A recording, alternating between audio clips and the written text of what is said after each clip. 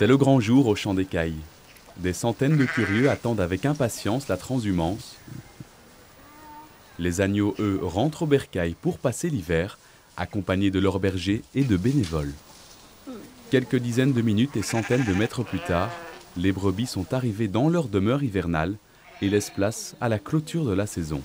Même sous la pluie, ce morceau de campagne en ville plaît aux habitants de la commune.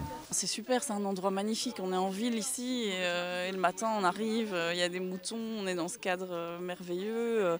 On apprend des choses tellement concrètes aussi. C'est pas ce qu'on fait dans le quotidien. On a complètement perdu le lien avec ce qui nous nourrit. Le pôle agricole du Champ d'Écailles nourrit plus de 300 personnes grâce à un système d'abonnement d'environ 350 € par an. Le fonctionnement est basé sur un système de pédagogie et de confiance entre agriculteurs et consommateurs. On fonctionne avec un système où les gens viennent récolter eux-mêmes. Donc ça veut dire que les gens peuvent se balader dans le champ et trouver les légumes qui leur conviennent et prendre ce qu'ils ont envie pour leur consommation fraîche et personnelle. Donc ça veut dire qu'on ne compose pas nous-mêmes des paniers pour eux. Ils sont tout à fait autonomes. Et donc on les forme en début d'année pour justement savoir comment est-ce qu'ils doivent récolter, où est-ce qu'ils peuvent aller, comment est-ce qu'on sait qu'est-ce qu'on peut récolter, pas récolter.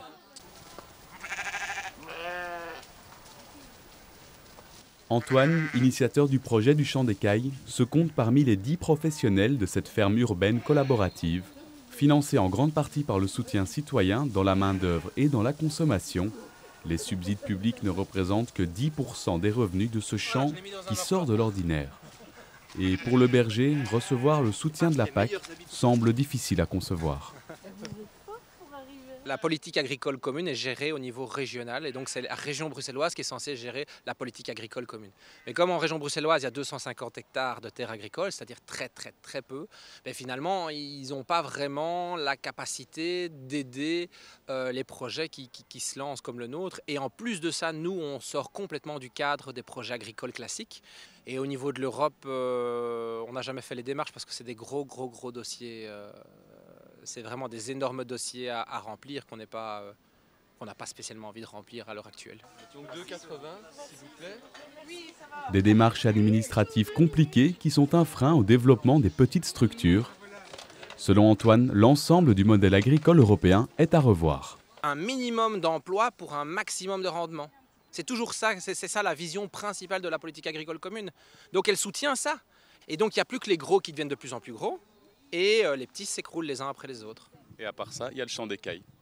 Oui, le Champ d'Écailles, on n'est pas les seuls. On est beaucoup à lancer ce genre d'initiative et donc c'est quand même prometteur. Mais c'est vrai qu'on n'est souvent pas soutenu par les pouvoirs publics ou très peu parce qu'on ne rentre pas dans les bonnes cases. Que la politique agricole commune ait un impact sur la commune comme telle, non, ça se passe à un autre niveau. Mais en même temps, vous voyez, je ne pense pas qu'elles en aient beaucoup des aides agricoles ici. Et vous voyez que ça peut marcher sans aide. Donc mon souhait, mon espoir, c'est qu'en fait, les personnes du Champ d'Écailles touchent relativement peu de subsides et soient largement indépendants. Parce qu'au fond, leur grande réussite, c'est d'avoir tous ces bénévoles et tous ces gens qui viennent cultiver leurs légumes et qui viennent regarder tous ces moutons. Depuis 2012, le Champ d'Écailles permet à l'agriculture d'être un outil de cohésion sociale, de développement durable et d'alimentation saine et locale. Ce petit coin de campagne citadin ne semble pas avoir besoin de financement extérieur pour continuer à rassembler durablement et socialement toute une commune de notre capitale.